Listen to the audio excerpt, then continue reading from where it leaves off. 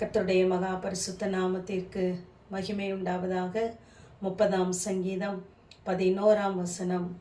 என் புலம்பலை ஆனந்த களிப்பாக மாற பண்ணினீர், என் மகிமையை அமர்ந்திராமல் உம்மை கீர்த்தனம் பண்ணும்படியாக நீர் என் இரட்டை களைந்து போட்டு மகிழ்ச்சி என்னும் கட்டினால் என்னை இடை கட்டினீர் என்று சங்கீதக்காரனாகிய தாவீது தான் புலம்பும் போதெல்லாம் அந்த புலம்பலை தேவன் ஆனந்த களிப்பாக மாற பண்ணினார். துக்க வஸ்திரத்தை களைந்து மகிழ்ச்சி என்ற நிறைவினாலே என்னை இடை கட்டினார் என்று சொல்வதாக நாம் வாசிக்கிறோம்.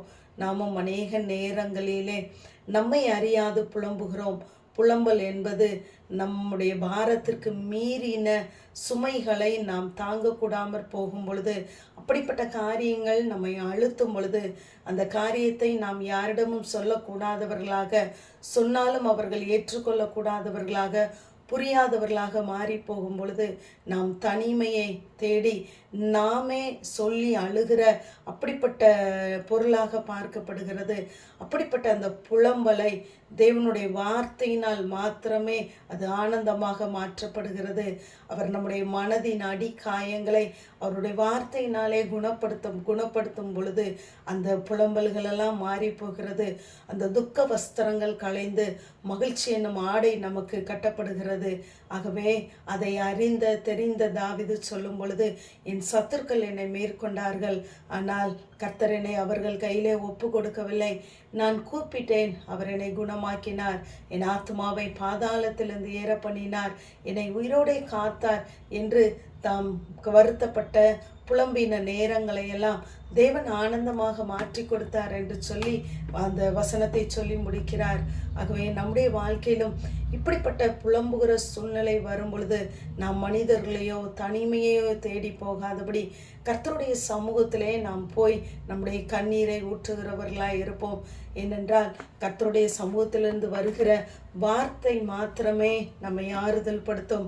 அந்த வார்த்தை மட்டுமே நம்முடைய வாழ்க்கையிலே சாம்பலுக்கு பதிலாக சிங்காரத்தை தர முடியும், வறட்சிக்கு பதிலாக திரட்சியை தர முடியும், குறைவுக்கு பதிலாக நிறைவானவற்றை அருள் செய்ய முடியும், துக்கத்திற்கு பதிலாக துதியை நமக்கு உண்டாக்குகிற கர்த்தருடைய வார்த்தை மாத்திரமே நமக்கு போதுமானதாக இருக்கட்டும்.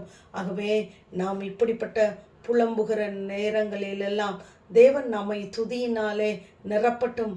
அப்படிப்பட்ட துதி நம்முடைய வாயிலே நம்முடைய உள்ளத்திலே வாயிலே நிரம்பி இருக்குமேயானால் நிச்சயமாகவே அந்த புலம்பல்கள் எல்லாம் துக்கங்கள் எல்லாம் சந்தோஷமாய் மாற்றப்படும்.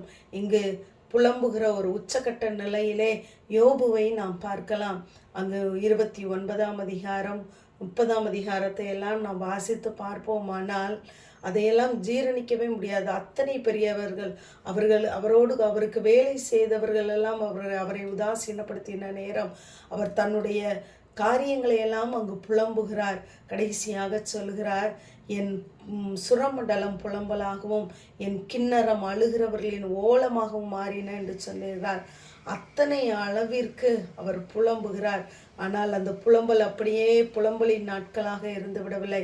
42ஆம் அதிகாரத்திலே 3ஆம் வசனத்திலே ஆண்டவரிடம் சொல்லுகிறார், நான் எனக்கு அறியாததை அழைப்பு விட்டேன், தேவரீர் சகலத்தையும் செய்ய வல்லவர், நீர் செய்ய நினைத்தது தடைபடாது என்று கர்த்தருடைய சமூகத்திலே அர்ப்பணிக்கும் பொழுது அவர் அங்கு மகிழ்ச்சியினால் இரட்டத்தனையான ஆசீர்வாதங்களினாலே முடிசூட்டப்படுகிறார். 4 தலைமுறைகளை கண்டு நெடுநாள் அவர் இருந்து மரித்தார் என்று சொல்லி பார்க்கிறோம்.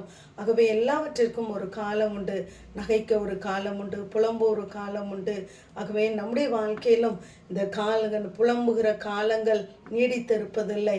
எப்ராஹிமை பார்த்து சொல்கிறார், நீ புலம்பிக் கொண்டு இருக்கிறதை நான் நிச்சயமாகவே கேட்டேன் என்று சொல்கிறார். ஏசாயாவிலே சொல்லும் பொழுது, நீ புலம்பாமலும் அழாமலும் கண்ணீர் விடாமலும் இருப்பாயாக என்று சொல்கிறார். ஆகவே நாம் புலம்பாமலும் அழாமலும் கண்ணீர் விடாமலும் கர்த்தருடைய சமூகத்தை நோக்கி பார்ப்போம். அவர் நம்முடைய இரட்டை களைந்து மகிழ்ச்சி என்னும் கட்டினால் இடை கட்டுவார். ஆமேன். ஜெபம். பிதாவாகிய தேவனே, குமாரனாகிய இயேசு கிறிஸ்துவின் நாமத்தின் மூலமாய் உடைய சன்னிதானத்தில் வருகிறேன். என் புலம்பலை ஆனந்த களிப்பாக மாற பண்ணினீர் என்ற வேத வார்த்தையின்படி இந்த நாளும் புலம்பலோடு அழுகையோடு உடைய சமூகத்தை நோக்கி பார்க்கிறோம். உடைய பிள்ளைகளுடைய வாழ்க்கையை நீர் ஆனந்தமாய் துதியாய் மாற்றுவீராக. இயேசுவின் மூலம் ஜெபங்க எங்கள் நல்ல பிதாவே. ஆமென்.